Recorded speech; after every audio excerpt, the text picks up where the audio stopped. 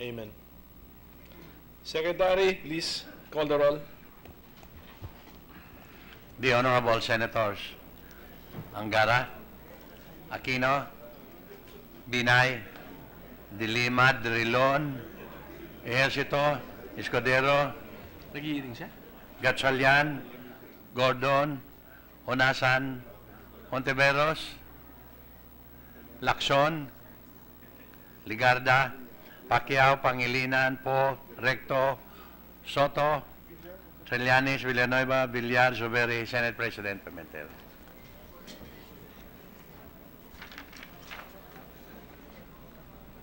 With 15 senators present, the chair declares the presence of a quorum.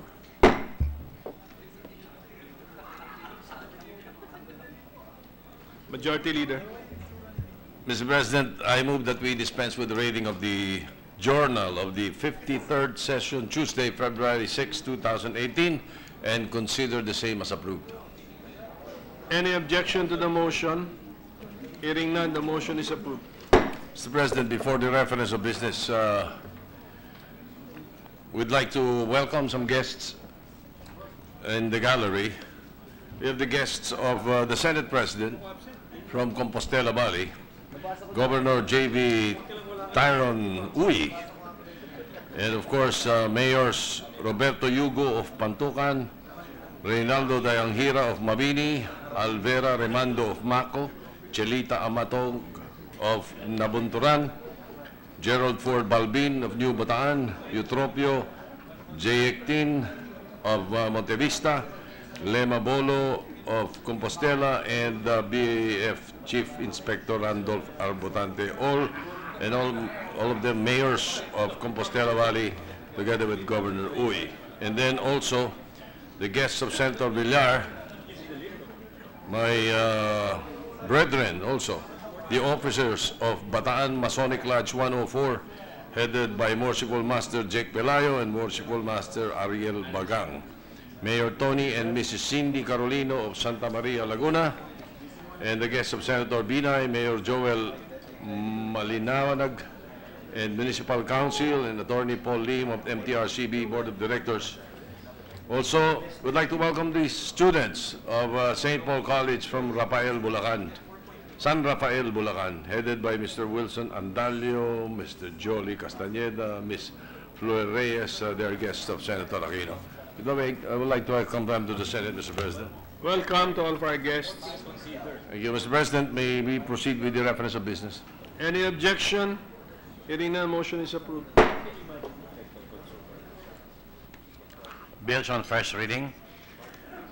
1679, an act incorporating the value of responsible, fair, and truthful usage and enjoyment of social media in schools and universities and for other purposes. Senator Grace Poe. Referred to the Committees on Education, Arts and Culture, and Public Information and Mass Media. 1680, an act amending sections 4B and 7 of Republic Act number 6713, otherwise known as the Code of Conduct and Ethical Standards for Public Officials and Employees and for other purposes. Senator Grace Poe. To the Committee on Civil Service, Government Reorganization, and Professional Regulation. Resolution number 611, resolution urging the University of the Philippines, Marine Science Institute, the Department of Science and Technology's Philippine Council for Agriculture, Aquatic and Natural Resources, Research and Development, and the Philippine Council on Industry, Energy, and Emerging Technologies, Research and Development to conduct exploration studies on the Benham Rice and the West Philippine Sea, over which the Philippines has sovereignty and jurisdiction, with the objectives of accounting in full the extent of aquatic, mineral, oil, and gas deposits in the territories, and strengthening the claim of the Philippines in the area. Senator Grace Poe. To the Committees on Science and Technology and Energy. Communications, a letter from the Tariff Commission submitting to the Senate its annual report for calendar year 2016. To the Committee on Ways and Means. Letter from the Tarlac Agricultural University submitting to the Senate its annual report 2016. To the Committee on Education, Arts and Culture. Letter from the Commission on Elections, transmitting to the Senate the report to the President and the Congress of the Republic of the Philippines on the conduct of the May 9, 2016 automated national, local, and ERMM elections pursuant to paragraph 9, section 2 of Article 9C of the Constitution. To the Committee on Electoral Reforms and People's Participation. Letters from the Bangko Sentral ng Pilipinas, transmitting to the Senate copies of the following certified and authenticated BSP issuances in compliance with Section 15, Paragraph A of Republic Act Number 7653, the New Central Bank Act. Memorandum numbers M-2018-001 and 002 dated 12 and 17 January 2018. Circular letter number CL-2018-006 dated 19 January 2018 and circular number 990 dated 22 January 2018. To the Committee on Banks, Financial Institutions, and Currencies. Majority Leader.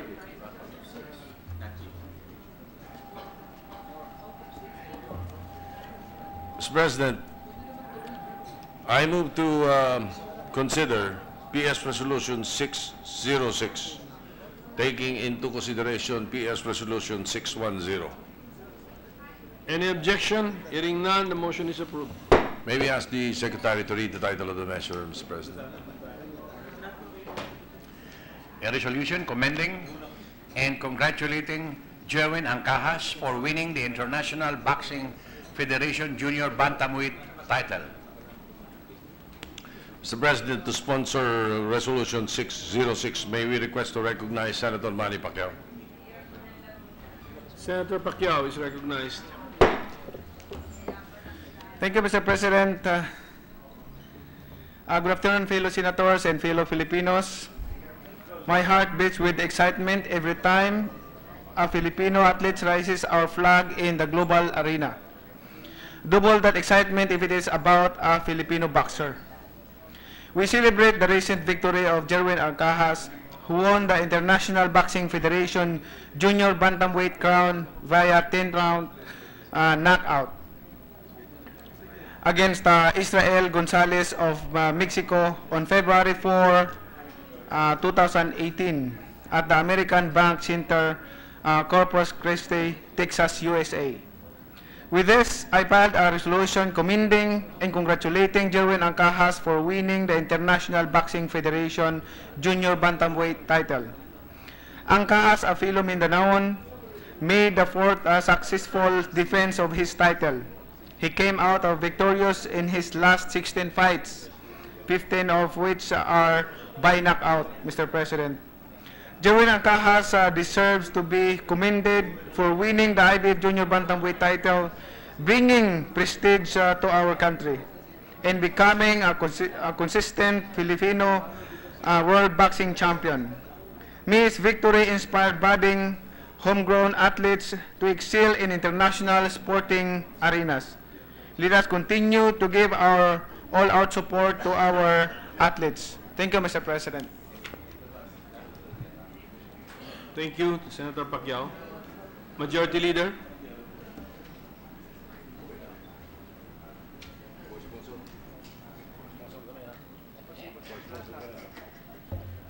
Mr. President, I move that all members of the Senate present be made co-sponsors of the measure, Mr. President. Is there any objection? Hearing none, all senators present are hereby made co-authors of the said resolution. Mr. President, I move to adopt PS Resolution 606, subject to style, taking into consideration PS Resolution 610. Any objection? Hearing none, approved. Wala. Mr. President, with the permission of the Chamber, I move to resume consideration of Senate Bill 1636 under Committee Report 213. Any objection? Hearing none, approved. Mr. President, this is the measure on Lifetime Cell Phone Number Act.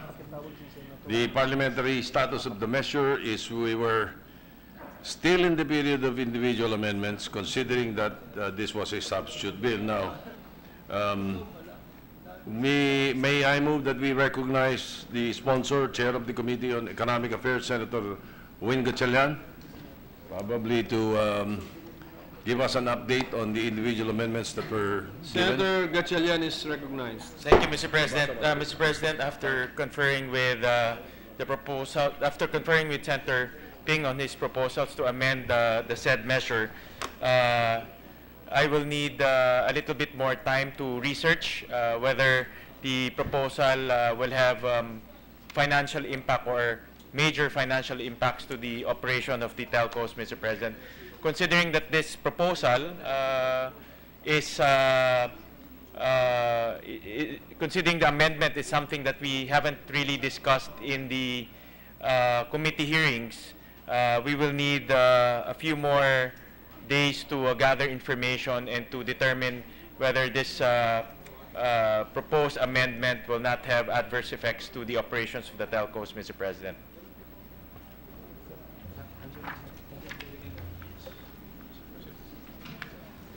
So, suspend. In that case, Mr. President, with the consent of the Chamber, I move to suspend consideration of Senate Bill 1636 under Committee Report 213. Any objection? Hearing none. Mr. President, with the permission of the body again, I move to resume consideration of Senate Bill 1620 under Committee Report 161. Any objection? Hearing none. Mr. President, this is the measure on the abolition of the road board. The parliamentary status of the measure is that we're still in the period of interpellation. So may we now recognize the sponsor, Chair of the Committee on Public Works, Senator Manny Pacquiao, and to interpellate Senator Francis Pangilinan and then Senator J.B. Ercito, Mr. President. Senator Pacquiao is recognized. Thank you, Mr. President. Senator Pangilinan is recognized.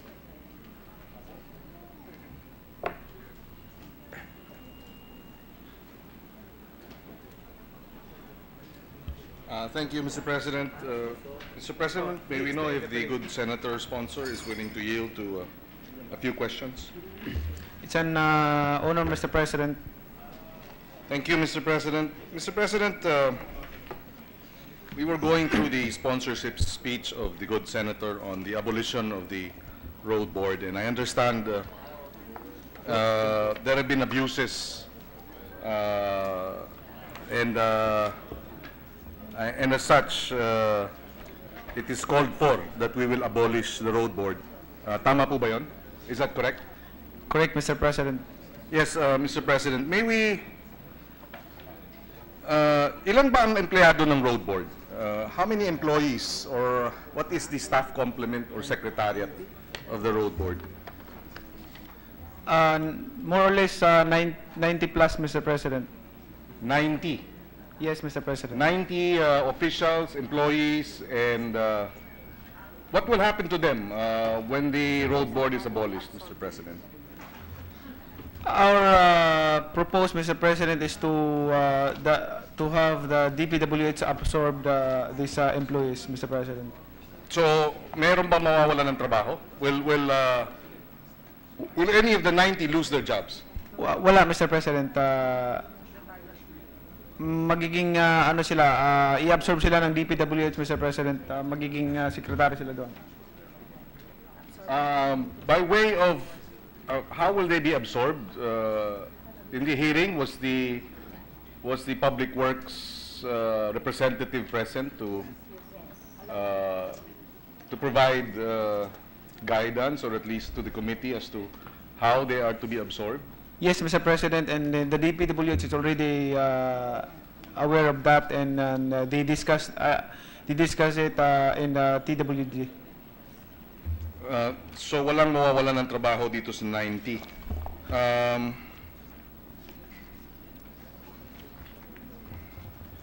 When was the road board created, Mr. President?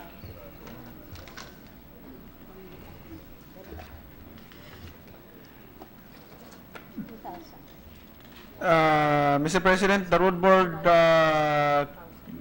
was created July 2000. July 2000, under the term of President Estrada. Yes, Mr. President. GMA ba? Two- 2000? 2000 is Estrada? No, 2001. June 27. 2000. Estrada pa. Estrada. Yes, Hirap. Estrada pa. 2001. So it was under the term of President Estrada. Estrada, Mr. President. Yes, sorry, before I forget. Of the 90 employees, Mr. President, may we place it on record, what are their employment status? What is their employment status? Ilan ang contractual, ilan ang permanent? Mr. President, we don't have the exact data, but we will give you the copy, the Yes. data once we get the data from Yes. the road board. Thank you. And may we also just clarify, if the DPWH is to absorb the 90 employees, will there be diminution of benefits? Will they be receiving the same pay? Will they be, if they are permanent employees, will they enjoy the same salary grade?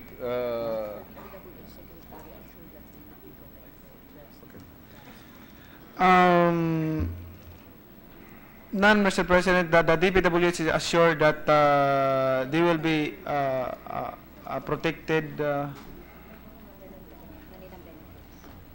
the same benefits that they get from the road board. Ang mawawalan lang ng trabaho yung 7 members ng board. I mean, as members of the road board. Yes, Mr. President, because they are appointed by the President. So the 3 members coming from the transport and motorist organizations, Secretary of Public Works as ex officio, secretaries of DOF, DBM, and DOC. So when you abolish the road board, the employees will be absorbed by the Department of Public Works, and the board itself, members will be, hindi ma-absorb yun, obviously. So sila mawawalan ng trabaho. Just for the record, Mr. President.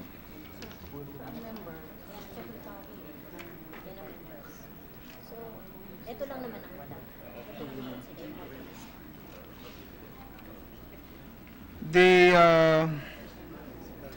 The member on board, Mr. President, is the Secretary of DPWH and DOF, Secretary DBM, DOTR will still remain. Yes, of course, in their respective portfolios. Thank you. Right now, before the abolition, the road board manages or disburses or utilizes funds coming from 4 special funds. Is that right? Yes, Mr. President. So sila ang tagapangasiwa nitong 4 na pondo na ito? For the record, ano itong 4 na pondo na ito? Yes, Mr. President.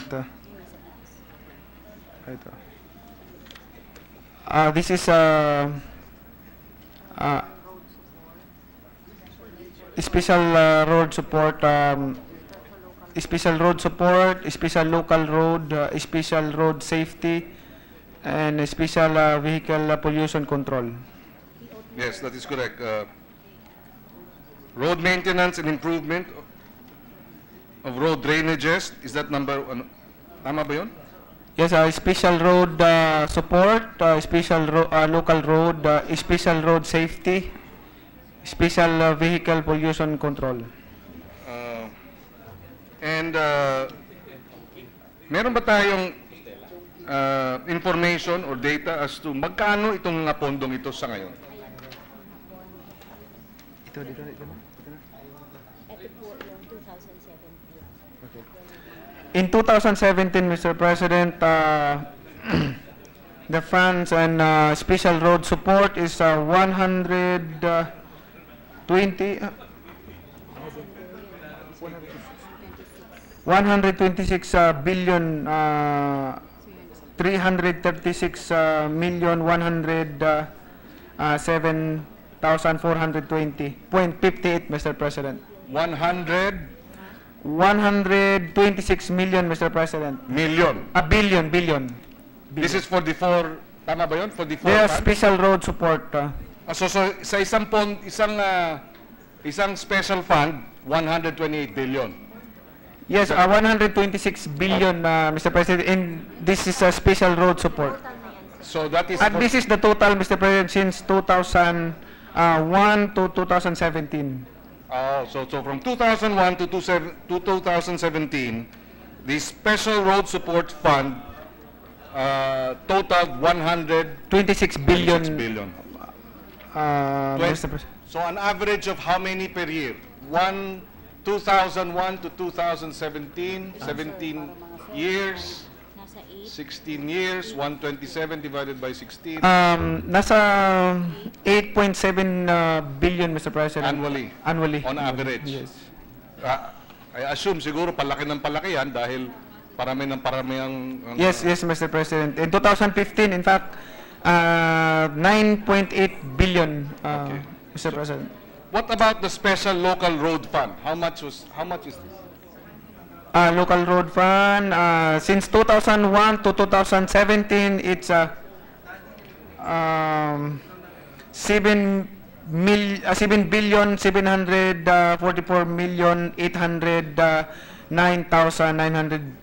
7,704,809,915.42, Mr. President. So that is 7 billion for the Special Local Road Fund. The Special Road Safety Fund, and this is also from 2001 to 2017, no? Yung Special Road Safety Fund, Special road safety fund is 11 since 2001 to 2017, Mr. President. It's 11 billion 800 million 979,532.80 centavos. 11 billion. And the Special Vehicle Pollution Control Fund, From 2001 to 2017, Mr. President, it's 11 billion 598 million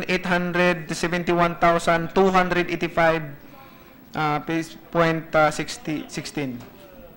so all in all, from 2001 since it was enacted until 2017, The total amount, Mr. President, since all in all, since 2001 to 2017, the total amount is 157 billion 480 million 768,153.96. okay. What is the difference between the Special Road Support Fund and the Special Road Safety Fund? Can I have 1 minute suspension, Mr. President? Yes, thank you. Yes, Session no suspended. problem, Mr. President.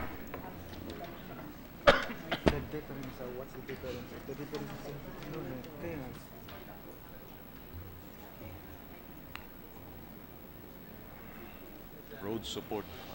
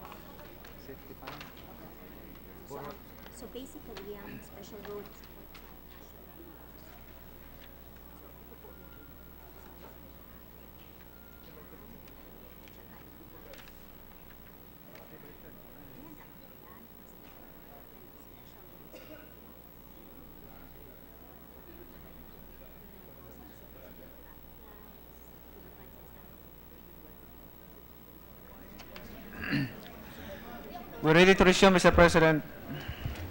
Session resumed. The Special Road Support Fund, Mr. President, is exclusively for the maintenance of and the improvement of drainage and national primary roads. And Drainage and drainage and national primary roads. national road maintenance and improvement of road drainage. Yes, Mr. President. Kaya malaki siguro yan. And also the road safety funds is adequate and efficient traffic lights and road safety devices throughout the country. So signages, Mr. President. Okay. And then we have a special local road fund. So ito ba dahil yung special road support fund is for national roads, the special local road fund is for local... Yes, Mr. President, local roads, Mr. President. Okay. Saan dito? And the special vehicle pollution control fund, well, Yes, is national. for pollution control and management. No, okay, thank you. These are 4 funds, and under the existing setup, it is the road board now, right now, no? It is the road board which is tasked to implement and utilize and efficiently manage these 4 funds. Tama? Yes, Mr. President. For the record, where does this fund come from? Where do these funds come from? The funds, Mr. President, came from MBUC, Motor Vehicle Users Charge. And who decides which of the funds collected go to fund number 1, fund number 2? Is this by law? This is by law? Yes, Mr. President, by law. There's a percentage, Mr. President, fixed percentage according to the existing law. Okay. So right now, the board is tasked to manage and utilize and disburse these 4 funds from the collection. Pag nawala na ito, board na ito, sino ngayon ang magde-decide? DPWH, Mr. President, and the UTR. So the special funds will continue to be operational. It will be hindi i-abolish yung mga special funds.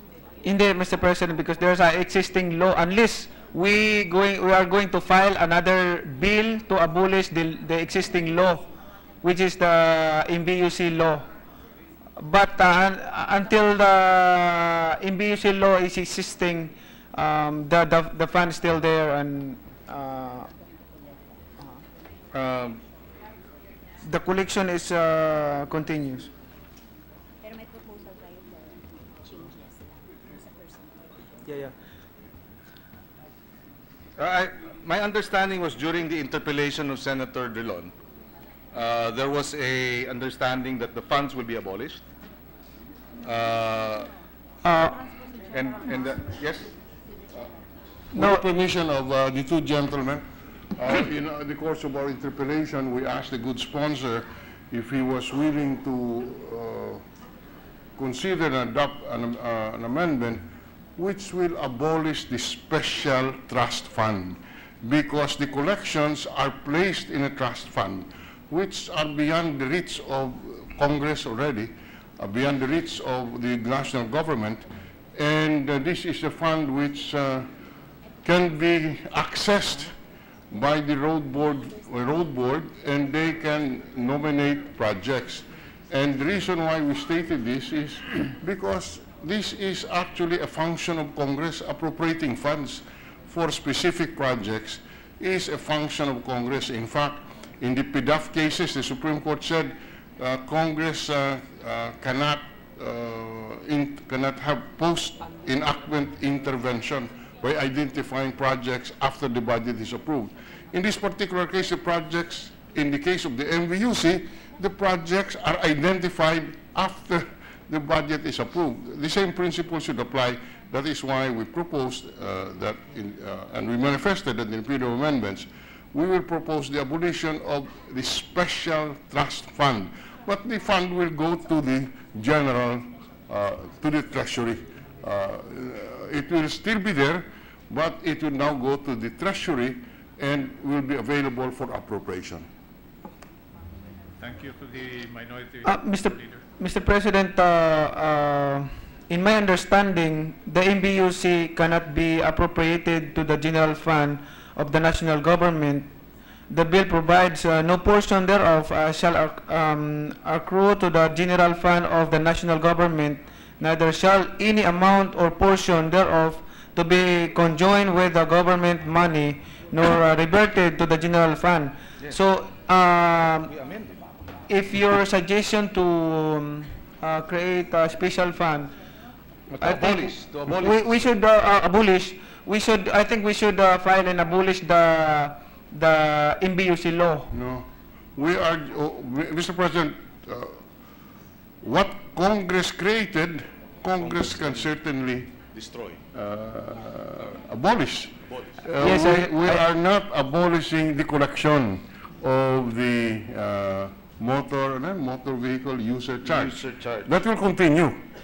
But the funds will now go to the Treasury, and there is nothing, and the powers of Congress in this case is plenary, especially that it involves public funds which can only be disbursed under the Constitution through a General Appropriations Act approved by Congress.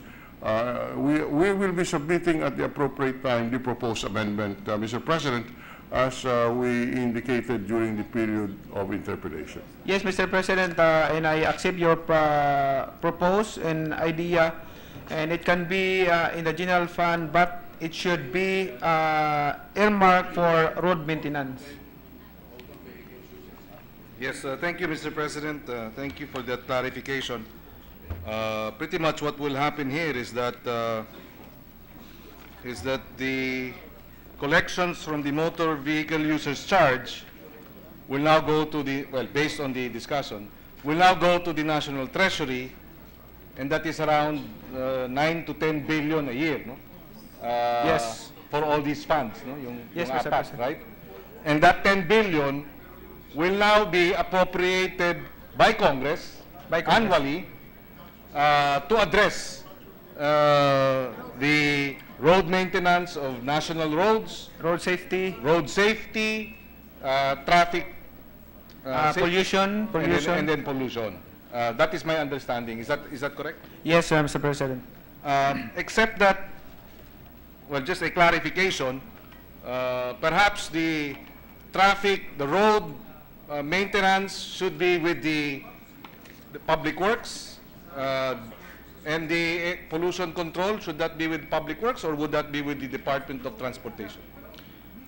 I think pollution, Mr. President, I believe they will be under by DOTR, DOTR. transportation, yes. Okay, thank you. Thank you very much.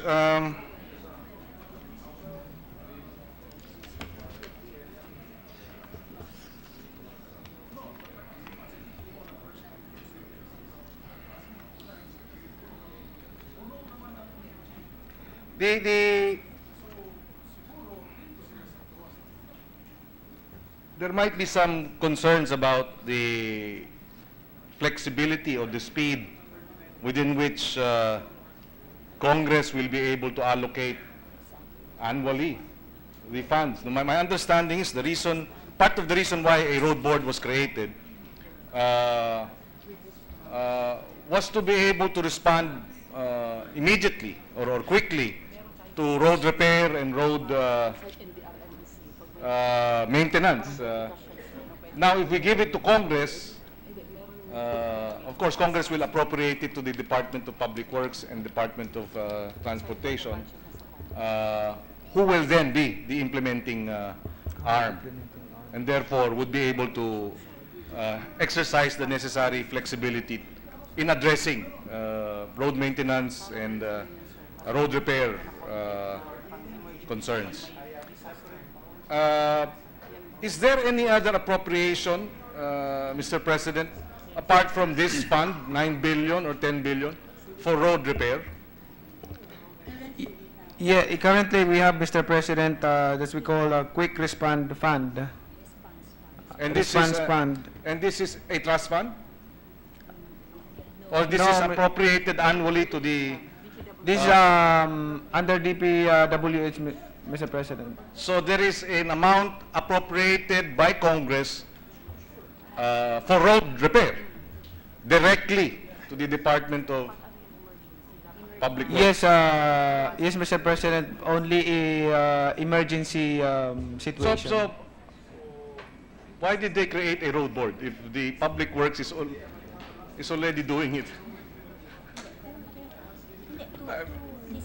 That's why, Mr. President, I propose to abolish the road board because I believe that some work of,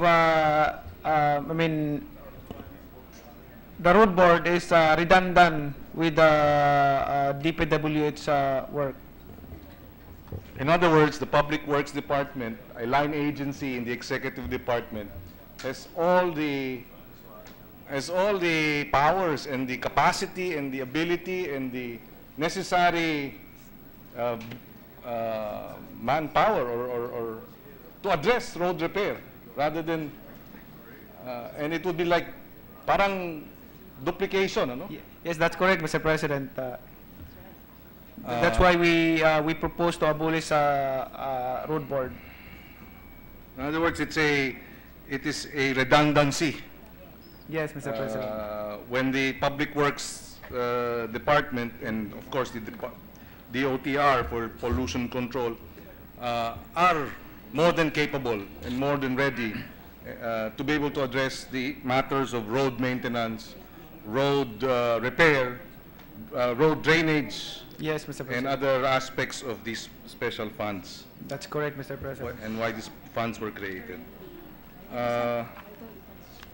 Well, Mr. President, I actually have no other questions. I just wanted that placed on record that For I the would like to think the main reason or the rationale for the abolition is it is redundant. Public Works and the Transportation Department have the necessary have the skills, have the capacity, are ably equipped to address the matters that are being addressed by this road board. Correct? Yes, Mr. President. Thank you. I have no And, other.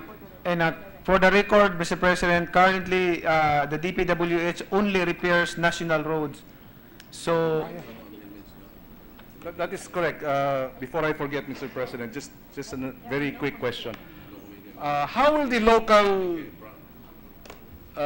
repairs be implemented how was it done before? With the road board, how did they identify which, kasi maliit lang itong pondong ito eh. 7 billion in the past, since 2001. Who decided which local road was to be funded? this is the first process, Mr. President, in a local roads is submission request, their request submit to the road board, and after that, issuance of a special allotment release order, which is SARO, and then evaluation validation of request, and also and the fourth is selection and prioritization prioritization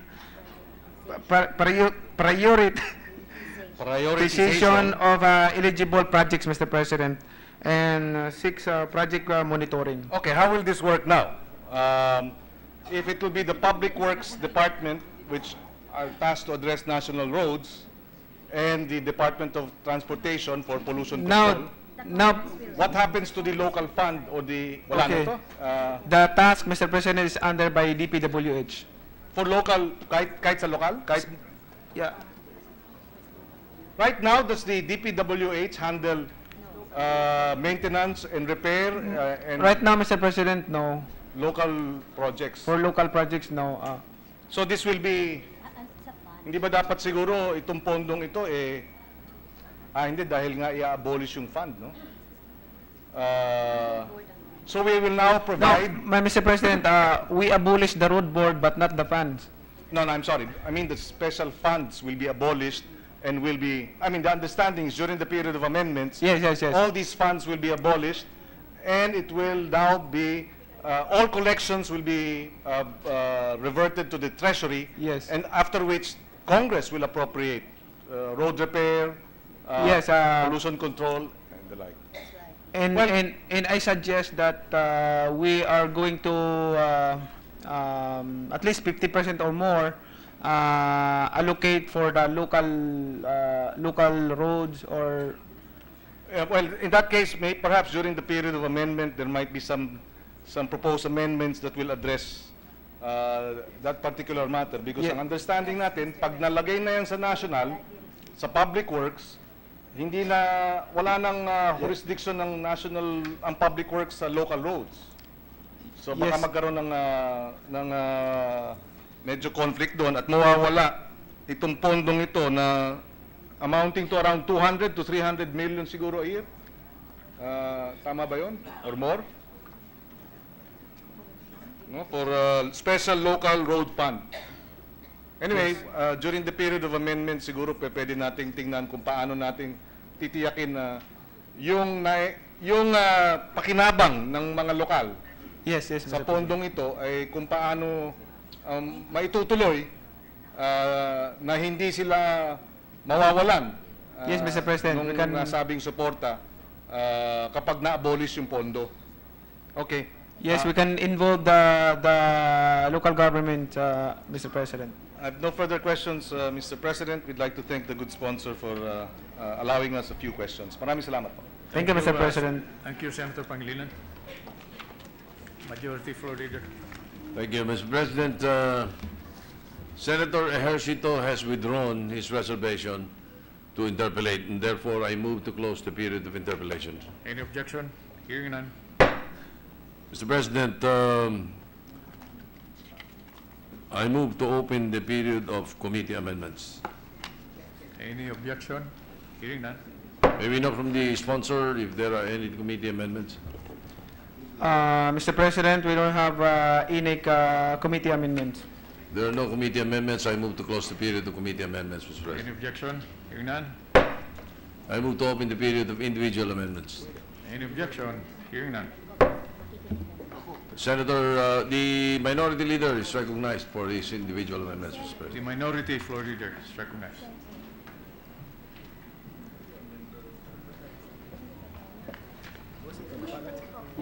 Yeah. Gusto.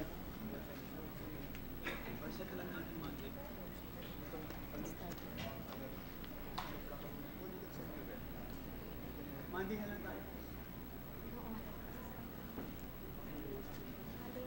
Para ma-study.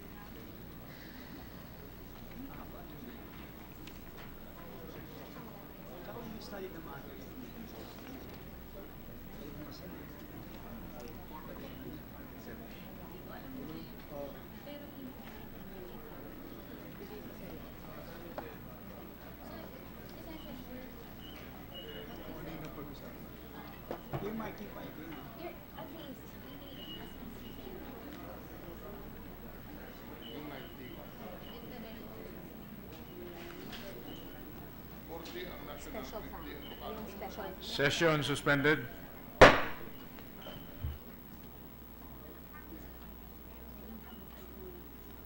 Same purpose. In-earmark ko na doon. So, dinisan ko para lang. Yun ba? That item only. Parang ito. Ito, iba to. Purpose. Ginawa ko. Earmark ko yun.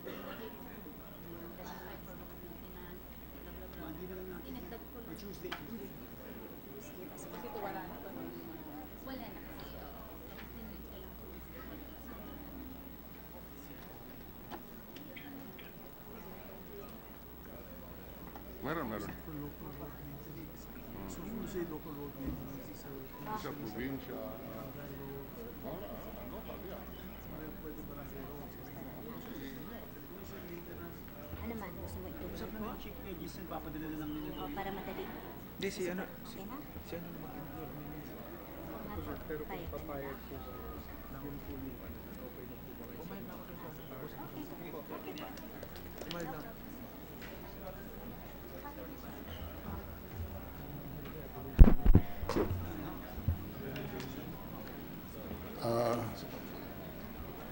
Ready, Mr. President? Session resumed. Can I use this one?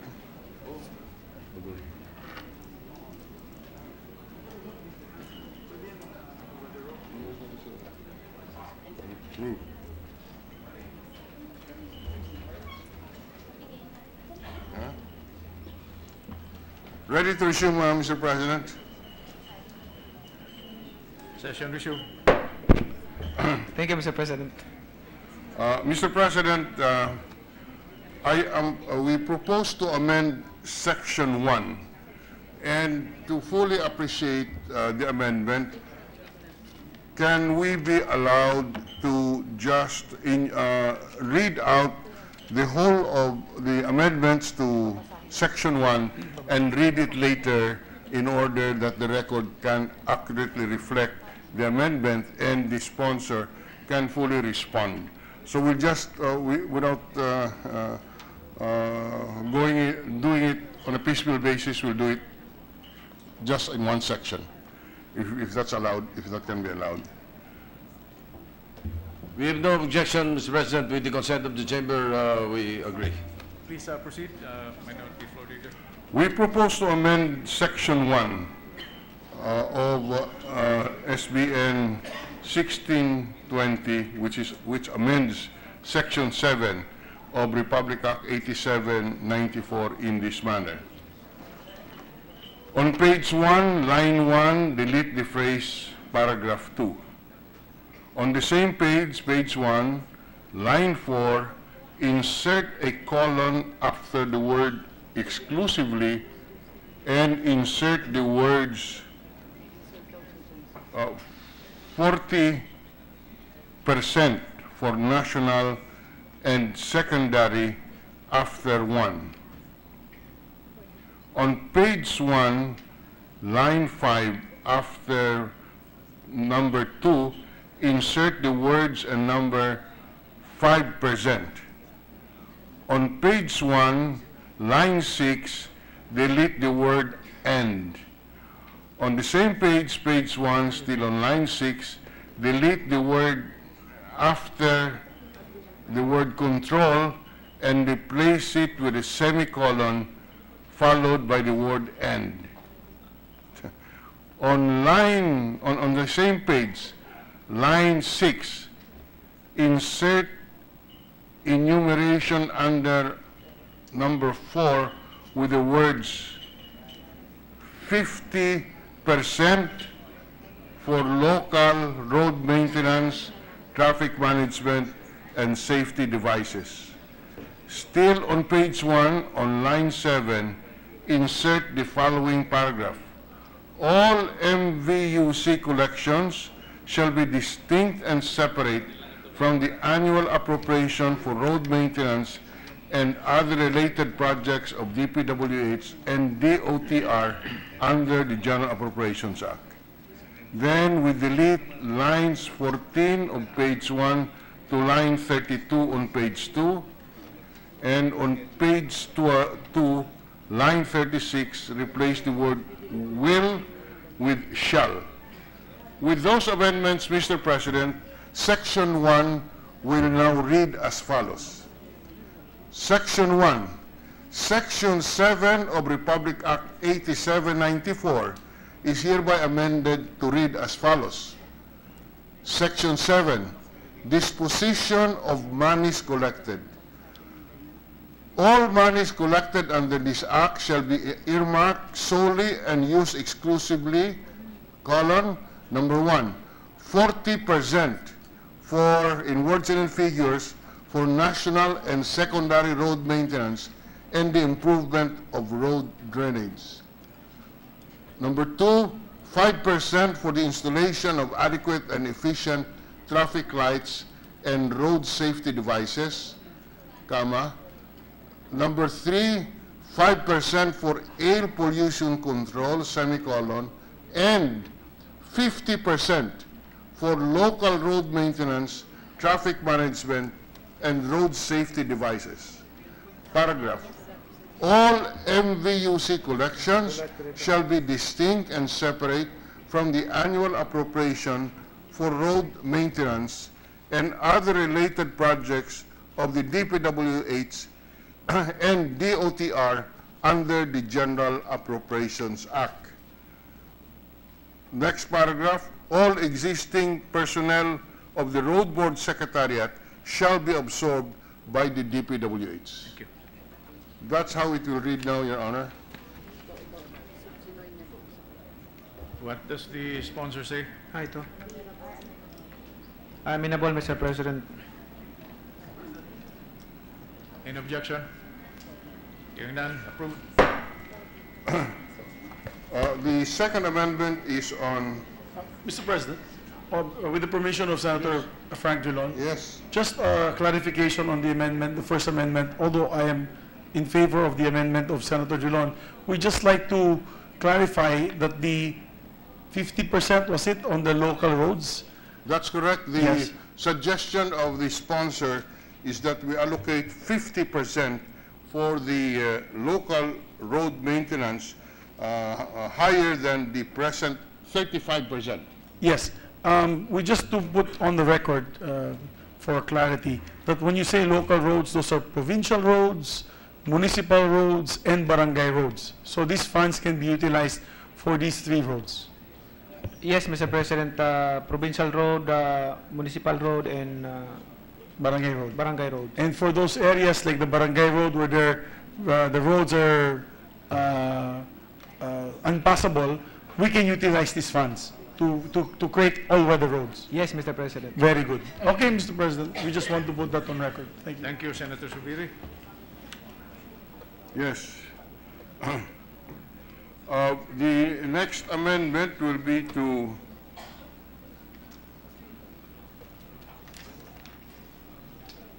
delete the whole of Section 2 of Senate Bill 1620, which seeks to amend Section 8 of Republic Act 8794. Are you sure about this? What does the sponsor say? I'm amenable, Mr. President. Any objection? Hearing none.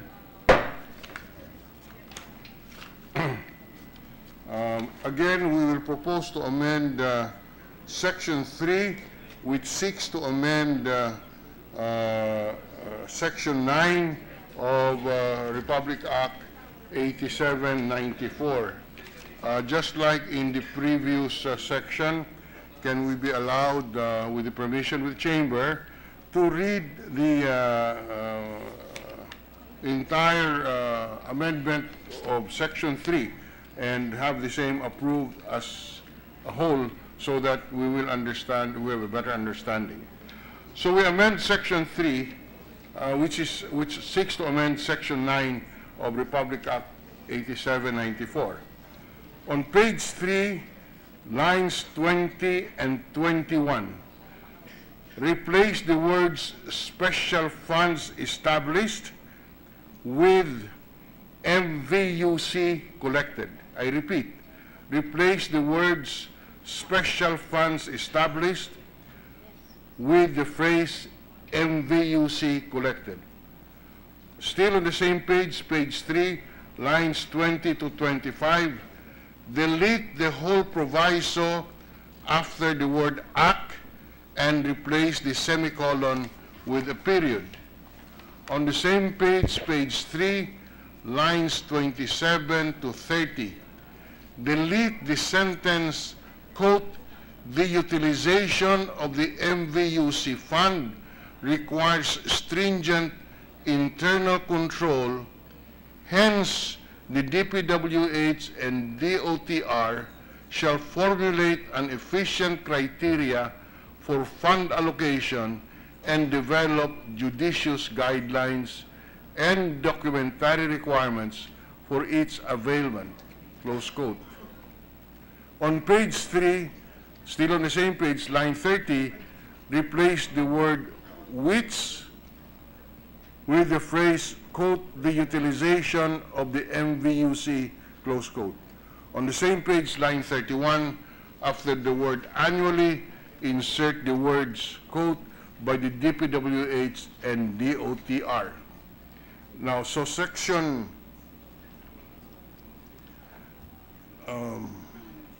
Section 9 of of Republic Act 8794, if this amendment is approved, will now read as follows: implementing rules and regulations. The secretaries of DPWH and DOTR shall jointly, within 30 days from the effectivity of this act, promulgate the rules and regulations to implement and carry out the intent, objectives, purposes, and provisions of this act, including such structural and procedural improvements in the systems and agencies concerned as may be necessary to ensure the prudent, wise, effective, and efficient utilization of the MVUC collected under this act. A report of the utilization of the MVUC shall be submitted to Congress annually by DPWH and DOTR, semicolon, provided that there shall be pre-audit and post-audit rules for the prevention, improper application, and disallowance of illegal, irregular, extravagant, excessive, unconscionable, or unnecessary use of the MVUC, semicolon, provided finally that the secretaries of the DPWH and DOTR are prohibited from creating another secretariat and may be only assisted by a minimal number of staff in their administration and implementation of the fund. That's how we propose Section 3 to read, Mr. President. What does the sponsor say? Amenable, Mr. President. Any objection? Hearing none. Finally, Mr. President, we propose to change the title, an act abolishing the road board, amending for that purpose Republic Act 8794. What does the sponsor say? No objection, Your Honor. Any objection? Hearing none. We have no more. We thank the good sponsor for favorably considering our amendment. 1 minute. And also, thank you for the gentleman from Iloilo, Mr. President. Buena. 1 minute suspension, Mr. President. Session suspended.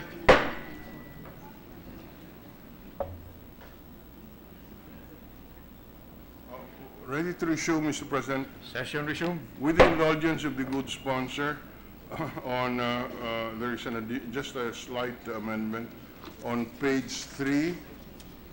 On page 3, line 34, delete the word funds on line 34, and on line 39, likewise, delete the word funds and replace the same with this act.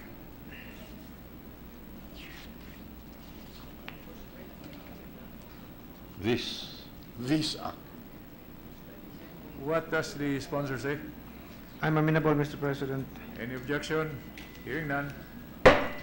That's all, Mr. President. Again, I reiterate my appreciation to the sponsor for considering the amendments that we have proposed. Thank you very much, Mr. President. Thank you to the Minority Floor Leader. In Thank that you, Mr. case, President. I appreciate the wisdom from the gentleman of Iloilo, Mr. President. In that case, Mr. President, I move that we close the period of individual amendments. Any objection? Hearing none. I move to approve on second reading Senate Bill 1620 under Committee Report 171. Any objection? Hearing none. Thank you, Mr. President. We'd like to acknowledge guests of Senator Loren Legarda, the DSWD Undersecretary Emmanuel Leico, together with the DSWD regional directors. Now, it is not true that this is a prelude to her accepting a position in the DSWD, Mr. President. They're just guests. Welcome to the guests of Senator Legarda, and the chair takes note. Thank you. Mr. President, to speak on a matter of public interest, may I recognize Senator Richard Gordon? Senator Richard Gordon is recognized. Thank you very much, Mr. President and Majority Floor Leader. I stand today not only to commend our distinguished colleague, Senator Loren Legarda, who's at the front page of a news magazine, and that shows the beauty of the Senate, not only in terms of brains, but in terms of her visage. And having said that, Your Honor, I now would like to go and turn my attention to a couple of Filipinos na nagsariling sikap, who went out of their way to compete abroad.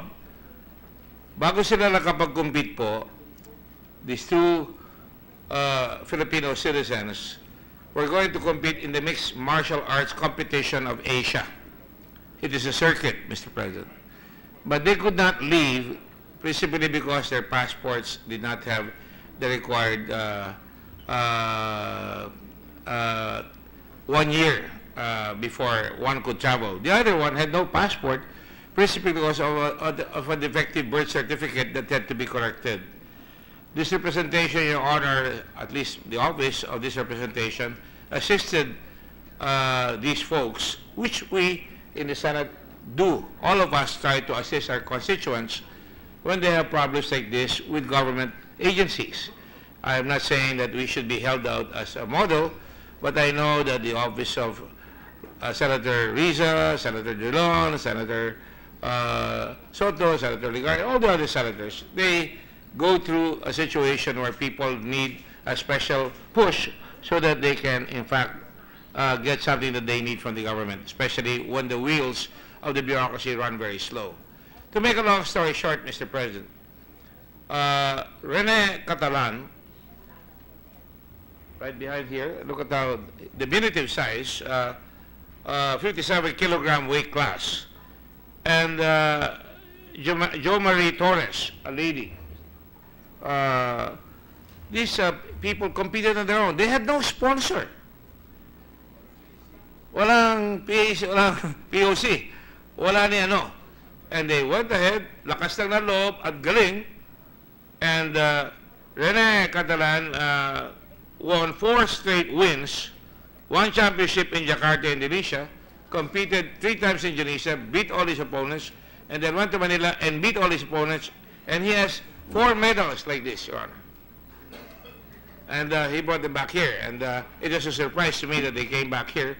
I thought it was a simple matter of getting them a passport to leave, pero nanalo.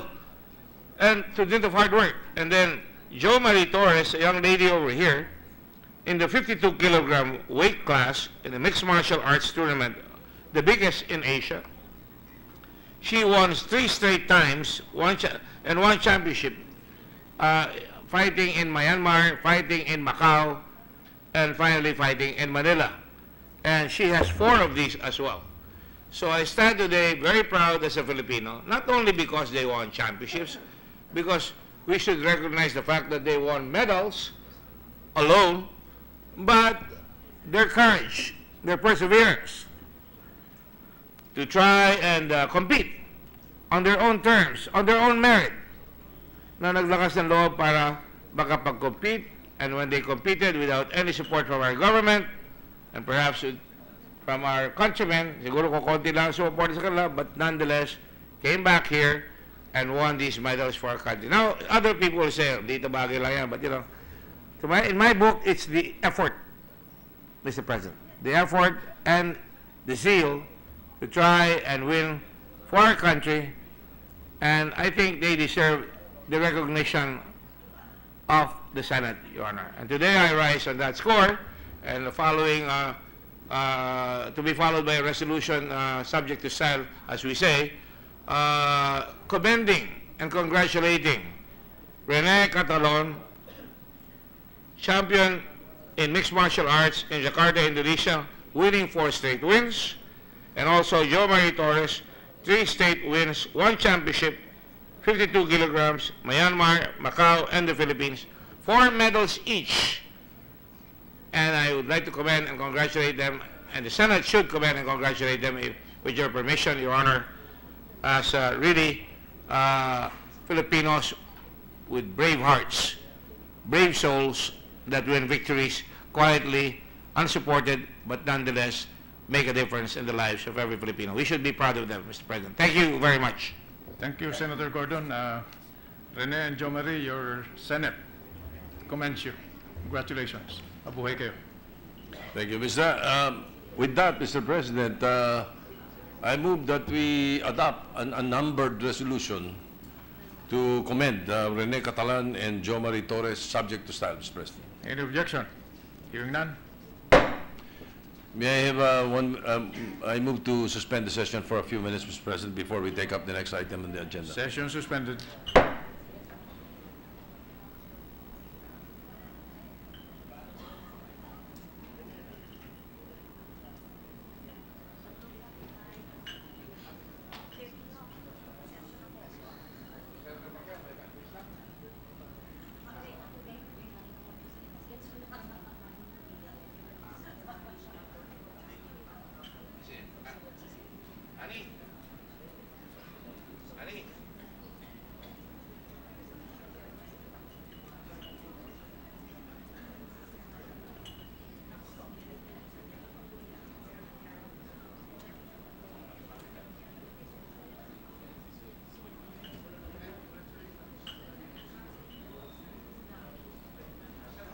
And yeah, I told them to wait for San Manny.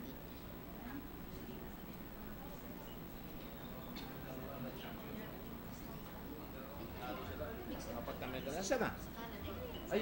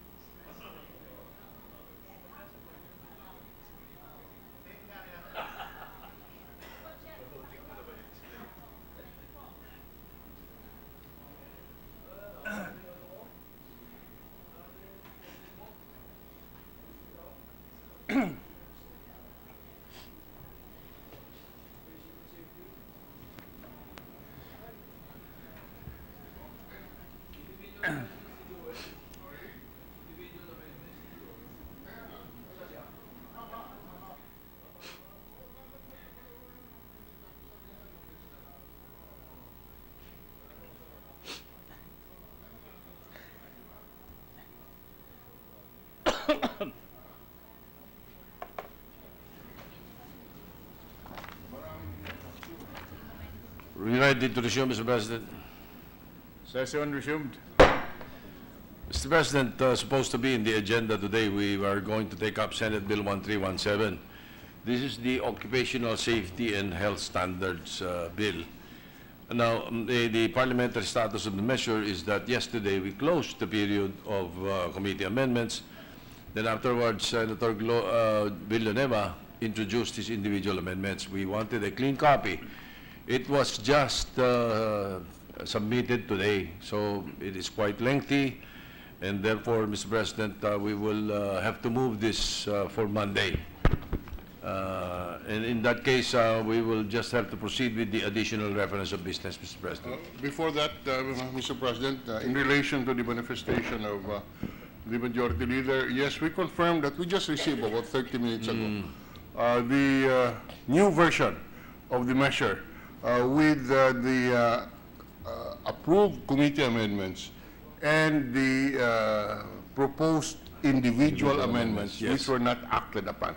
However, a quick examination of this new version would indicate that a number of the proposals of Senator Villanueva are not reflected in this new version. And in my discussion with Senator Villanueva before he left, he said that we can discuss this on Monday rather than today, Mr. President. Just for the record. Thank you. Take note, Mr. President, the Minority Leader mentioned the proposed individual amendments because what transpired yesterday was these individual amendments were proposed and a directive was asked that, was given that we be given copies, clean copies, but has not been approved by the body yet, Mr. President, just for the record. The Chair takes note. Thank you. Mr. President, may we now proceed with the additional reference of business? The Secretary will read the additional reference of business. Additional reference of business is resolution number 612, resolution directing the Committee on Public Information and Mass Media and other appropriate legislation on the necessity of requiring the mandatory dissemination of information relating to the beneficial owners of companies engaged in the business of exploration, development, and/or extraction of resources. Senator Joel Villanueva. To the Committees on Public Information and Mass Media and Energy. Committee reports. Committee report number 235, prepared and submitted by the Committee on Foreign Relations on PS Resolution number 613, resolution concurring in the ratification of the agreement between the Government of the Republic of the Philippines and the Government of the United Mexican States for the avoidance of double taxation with respect to taxes on income and the prevention of fiscal evasion, recommending its approval without amendment. Senator Ligarda. To the calendar for ordinary business. Committee report number 236, prepared and submitted by the Committee on Foreign Relations on PS Resolution number 614, resolution concurring in the ratification of the agreement establishing ASEAN Plus 3 Macroeconomic Research Office, recommending its approval without amendment. Senator Ligarda. To the calendar for ordinary business. Committee report number 237, prepared and submitted by the Committee on Foreign Relations on PS Resolution number 615, resolution concurring in the ratification of the convention between the Government of the Republic of the Philippines and the Government of the Kingdom of Thailand for the avoidance of double taxation and the prevention of fiscal evasion with respect to taxes on income, recommending its approval without amendment. Senator Ligarda. To the calendar for ordinary business. Committee report number 238, prepared and submitted by the Committee on Foreign Relations on PS Resolution number 616, resolution concurring in the accession to the Convention on Cybercrime, recommending its approval without amendment. Senator Ligarda. To the calendar for ordinary business. Committee report number 239, prepared and submitted by the Committee on Foreign Relations on PS Resolution number 617, resolution concurring in the ratification of the convention between the Government of the Republic of the Philippines and the Government of the Socialist Republic of Sri Lanka for the avoidance of double taxation and the prevention of fiscal evasion with respect to taxes on income, recommending its approval without amendment. Senator Legarda. To the calendar for ordinary business. Majority Floor Leader. Mr. President, I move to adjourn the session until 3 o'clock in the afternoon of Monday, February 12, 2018. Any objection? There being none, the session is adjourned until 3 o'clock in the afternoon of Monday, 12 February 2018.